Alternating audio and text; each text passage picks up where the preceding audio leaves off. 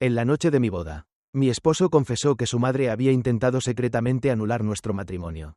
Me reí y dije que era gracioso porque ya sabía. Su madre comenzó a gritar cuando le mostré los papeles legales que decían que debería haber visto las señales.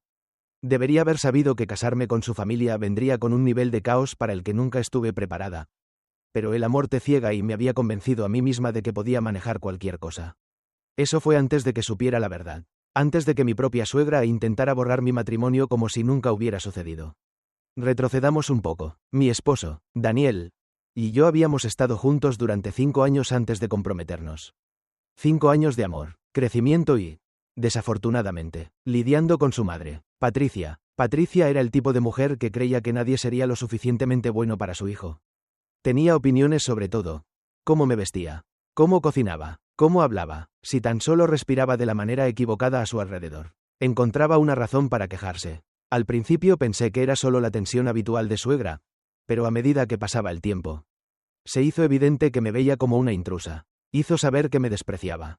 Pensé que Daniel también lo veía. Pensé que él entendía. Cuando nos comprometimos, la reacción de Patricia no fue de felicidad o emoción. Fue de furia. Estaba convencida de que había atrapado a su hijo. Como si él no le hubiera propuesto matrimonio voluntariamente después de 5 años de estar juntos. Me acusó de manipularlo, de ser una cazafortunas, aunque yo ganaba más dinero que Daniel en ese momento. Incluso intentó convencerlo de que no se casara conmigo. Pero él no escuchó. Planeamos una hermosa boda en Charleston, Carolina del Sur. Fue todo lo que siempre había soñado. Patricia hizo todo lo posible para arruinarlo. Apareció con un vestido blanco en mi despedida de soltera. Intentó convencer a la florista de que cambiara mis flores en el último minuto y les dijo en voz alta a los invitados que no aprobaba la unión. Pensé que lo peor había pasado una vez que dijimos, sí. Acepto. Pensé que no tendría más remedio que aceptarlo. Estaba equivocada. La bomba de la noche de bodas. Después de la recepción, Daniel y yo nos registramos en nuestra suite de hotel. Se suponía que la noche sería mágica. El comienzo de nuestro para siempre. En cambio, Daniel parecía nervioso, casi enfermo. Le pregunté qué le pasaba y fue entonces cuando soltó la bomba. Mi mamá intentó anular nuestro matrimonio hoy. Lo miré fijamente, esperando que dijera que era una broma. Pero su rostro era serio.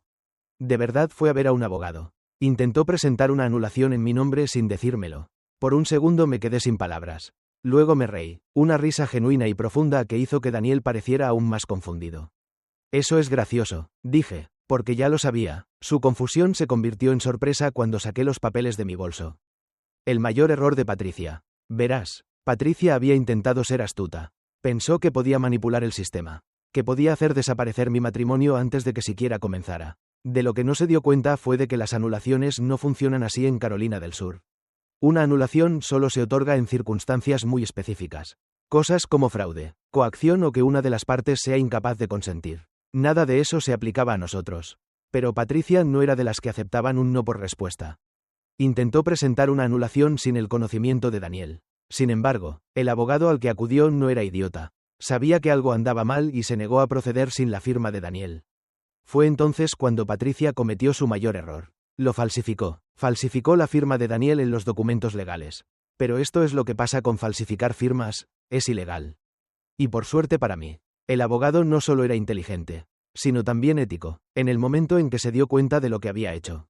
Se puso en contacto conmigo. Ni siquiera tuve que ir a buscar la información. Cayó directamente en mi regazo. Tenía pruebas. No solo tenía copias de los documentos falsificados, sino que también tenía una declaración del abogado que confirmaba que Patricia había intentado cometer fraude en un tribunal de justicia. La pelea a gritos. Cuando le entregué los papeles a Daniel, palideció. Sus manos temblaron mientras hojeaba las páginas. Dios mío, susurró. Fue entonces cuando la escuché. Su voz. Ni siquiera habíamos estado en el hotel durante 1 hora antes de que Patricia apareciera en nuestra puerta. Estaba golpeando como una loca. Daniel dudó. Pero yo no. Abrí la puerta de golpe y allí estaba ella. Con la cara roja, furiosa y completamente desquiciada. Tú, chilló, señalándome con un dedo tembloroso. Lo engañaste, hiciste algo. No se supone que él esté contigo. Daniel se interpuso entre nosotras. Mamá, ¿qué demonios estás haciendo aquí? Estaba tratando de arreglar esto. Gritó. Estaba tratando de protegerte. Ella te está usando. Crucé los brazos. ¿Protegerlo falsificando su firma en una anulación? Patricia se congeló. Sus ojos se dirigieron a Daniel y luego volvieron a mí. Observé cómo se daba cuenta. La habían atrapado. Tú. No lo entiendes. Tartamudeó. No. Lo entiendo perfectamente. Dije, rompiste la ley. Patricia, fue entonces cuando lo perdió.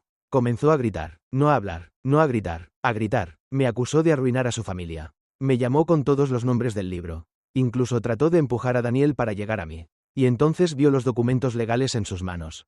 Observé cómo su rostro se quedaba sin color. Los arrebató, escaneándolos frenéticamente. Y luego hizo algo que nunca esperé. Comenzó a llorar, no lágrimas silenciosas y avergonzadas, sino lamentos. Cayó de rodillas en el pasillo del hotel, sollozando como si fuera la víctima. Solo estaba tratando de proteger a mi hijo. Se lamentó, no entiendes lo que es. Me lo robaste. Daniel la miró en silencio. Y fue entonces cuando lo vi. El cambio, el momento en que se dio cuenta de lo lejos que estaba dispuesta a llegar. Había pasado años tratando de que viera la verdad. Había luchado para que entendiera cuán tóxica era ella. Pero nada había funcionado hasta ahora. Podía verlo en su rostro. La ira, la decepción, la traición. Respiró hondo y luego dijo las palabras que lo cambiaron todo. Mamá, creo que deberías irte. Patricia dejó de sollozar al instante. ¿Qué? Susurró. Dije que te vayas, repitió Daniel, con voz firme. Hemos terminado aquí. Por primera vez en mi vida. Vi miedo en los ojos de Patricia. Pero este no era el final. Ni mucho menos. Patricia simplemente se sentó allí, congelada en el piso del hotel, agarrando los papeles de anulación como si fueran su último salvavidas. Miró a Daniel, su rostro derrumbándose. No lo dices en serio. Te crié, soy tu madre, y yo soy tu esposa. Interrumpí, con voz firme, y acabas de intentar borrar nuestro matrimonio como si fuera un error. Los ojos de Patricia se encontraron con los míos y por un momento pensé que iba a abalanzarse sobre mí. Pero no lo hizo. Volvió a mirar a Daniel. Desesperada. Cariño, no lo entiendes. Ella te está controlando. Te hizo que te volvieras contra mí. Daniel no dijo una palabra. Solo la miró, y ese silencio fue lo más fuerte en la habitación. Vi el cambio en su postura. La comprensión de que, por primera vez, había perdido. Pero Patricia no era el tipo de mujer que aceptaba la derrota. Lentamente se puso de pie, alisándose el vestido con manos temblorosas. Luego, con una voz tan tranquila que me envió escalofríos por la espalda, dijo: se arrepentirán de esto. Los dos. Luego se alejó. Daniel exhaló como si hubiera estado conteniendo la respiración todo el tiempo. Lo observé, esperando a ver si corría tras ella. Si se rompería bajo la culpa que ella había estado plantando dentro de él durante años. Pero no lo hizo. Se volvió hacia mí, tomó mis manos y susurró: lo siento mucho. Pensé que eso era todo. Pensé que finalmente estaba fuera de nuestras vidas. Pensé mal. La represalia. A la mañana siguiente nos despertamos en medio del caos. Nuestros teléfonos estaban explotando. Llamadas perdidas. Mensajes de texto. Correos de voz. Todos de familiares. Amigos. Incluso personas con las que no habíamos hablado en años. Daniel contestó una llamada de su tía, poniéndola en el altavoz. Daniel, ¿qué demonios está pasando? Exigió. ¿Qué quieres decir? Preguntó, frotándose las sienes. Tu madre envió un correo electrónico a toda la familia. Dijo que tu nombre es una fraude. Que te mintió. Te manipuló para que te casaras y que te engañó antes de la boda. Sentí que se me encogía el estómago. El agarre de Daniel en el teléfono se apretó. ¿Ella qué? Envió capturas de pantalla. Continuó su tía, con la voz llena de frustración. Mensajes de texto, correos electrónicos, incluso una foto de tu nombre abrazando a un tipo en un estacionamiento. Dijo que contrató a un investigador privado y encontró pruebas de que te fue infiel. Se me cortó la respiración. Sabía exactamente de qué estaba hablando. Ese tipo en el estacionamiento. Ese era mi hermano. Y esos mensajes de texto y correos electrónicos. Falsos. Patricia lo había hecho. Había ido a por todas. Agarré mi teléfono y abrí mi bandeja de entrada. Efectivamente, ahí estaba, un correo electrónico con el asunto. La verdad sobre tu nombre. En el momento en que hice clic en él, quise gritar. Había escrito un manifiesto completo. Me llamó mentirosa, cazafortunas, infiel. Le dijo a todos que había engañado a Daniel para que se casara. Que había estado durmiendo con otros antes de la boda. Y luego vi la peor parte. Se lo había enviado a mi jefe. Las consecuencias. Salté de la cama, con las manos temblorosas, mientras llamaba a mi jefe. Hola, dije, con voz forzada y ligera. Supongo que recibiste un correo electrónico de mi loca suegra. Hubo una pausa. Luego, afortunadamente, mi jefe suspiró. Oh, sí, supuse que era un drama personal. No te preocupes. Lo borré. ¿Estás bien? El alivio me invadió. Al menos mi trabajo estaba a salvo. Pero el daño ya estaba hecho. La boda con la que habíamos soñado. El hermoso comienzo de nuestra nueva vida. Patricia la había convertido en un circo. Los miembros de la familia estaban eligiendo bandos. Algunos le creyeron, otros no. Algunos simplemente no querían involucrarse. Y Daniel estaba lívido. Nunca lo había visto tan enojado. Agarró su teléfono, salió furioso al balcón del hotel y la llamó. Lo seguí, escuchando cómo sonaba. Ella contestó inmediatamente. Daniel, cariño, ¿estás loca? Explotó. Enviaste mentiras sobre mi esposa a su jefe. A nuestra familia. ¿Te das cuenta de lo que has hecho? La escuché fingir un sollozo. Estaba tratando de protegerte. Cariño, ¿tenías que qué? ¿Arruinarle la vida? ¿Intentar que te odiara? ¿Estás loca? Y luego hizo lo único que selló su destino. Se rió. No una risa nerviosa, no una risa culpable, una risa engreída. Me lo agradecerás más tarde, dijo. Daniel se quedó en silencio durante mucho tiempo. Luego dijo en voz baja. Estás muerta para mí. Y colgó. Las secuelas. Ojalá pudiera decir que ese fue el final. Que ella desapareció en el fondo y nos dejó vivir nuestras vidas. Pero la gente como Patricia no desaparece. Ella intensificó las cosas. Comenzó a aparecer en nuestro apartamento, golpeando la puerta, gritando para que Daniel la perdonara. Envió cartas, páginas y páginas de manipulación emocional, suplicando, culpando, amenazando. Luego, cuando eso no funcionó, cambió de estrategia. Llamó a la policía por mí. Sí, de verdad presentó una denuncia policial falsa contra mí, alegando que le había robado. La policía se presentó en nuestra puerta. Afortunadamente, teníamos pruebas de que era mentira. Los oficiales se disculparon y se fueron. Pero el daño ya estaba hecho. Daniel finalmente tuvo suficiente. Cortó todo contacto, bloqueó su número, bloqueó sus correos electrónicos, cambió las cerraduras. Y yo, no había terminado. Tomé los documentos legales, los que probaban que había falsificado la firma de Daniel para la anulación. Y presenté cargos. Fue entonces cuando Patricia aprendió por las malas que las acciones tienen consecuencias. Pero esa es una historia para otro momento. Durante un tiempo, pareció que habíamos ganado. Patricia había sido eliminada de nuestras vidas y el caso legal en su contra por fraude y falsificación estaba avanzando. Daniel se estaba curando y, por primera vez en nuestro matrimonio, nos sentimos libres, pero entonces sucedió algo inesperado. Recibimos una carta de un abogado. Al principio pensé que era sobre los cargos contra Patricia, pero no. Esto era algo más. La carta era de un abogado que representaba a Patricia y contenía una frase impactante. Mi cliente ha presentado una demanda para anular su matrimonio sobre la base de la incompetencia mental de Daniel en el momento de su boda. Casi dejó caer el papel. De verdad lo estaba intentando de nuevo. Pero esta vez su ángulo era aún más loco. Afirmaba que Daniel había estado mentalmente incapacitado para consentir el matrimonio y, por lo tanto, nuestra boda debería declararse inválida. Miré a Daniel. Su rostro era ilegible. ¿De verdad está haciendo esto? Pregunté, con la voz temblorosa. Él exhaló lentamente. Está desesperada. La batalla judicial. Contratamos a un abogado. Al principio, nuestro abogado estaba desconcertado. He visto algunas disputas familiares dementes, admitió. Pero esto es un nuevo nivel de locura. El argumento de Patricia se basaba en pura ficción. Afirmaba que Daniel había estado mentalmente inestable en el momento de nuestra boda. Que yo lo había manipulado. Que había estado bajo una severa angustia emocional e incapaz de tomar decisiones racionales. Su prueba, un registro médico fabricado que sugería que Daniel había estado bajo cuidado psiquiátrico solo unos meses antes de nuestra boda. Spoiler, no lo estaba. Testimonios de sus amigos que afirmaban que había estado actuando de forma extraña antes de la boda. Correos electrónicos y mensajes de texto que ella había manipulado para que pareciera que Daniel había tenido dudas sobre casarse conmigo. Podía sentir la sangre hirviendo en mis venas. Había falsificado documentos médicos. Había manipulado a los testigos. Había llegado a crear conversaciones falsas solo para destruir nuestro matrimonio. Y lo peor de todo, había presentado esta demanda sin el consentimiento de Daniel, lo que significaba que literalmente había declarado a su propio hijo incompetente en un tribunal de justicia en contra de su voluntad. Daniel se sentó en silencio, mirando los papeles. Luego susurró. Acaba de arruinar su propio caso. Y tenía razón, porque al presentar esta demanda, Patricia había declarado oficialmente y legalmente a su hijo no apto para tomar sus propias decisiones.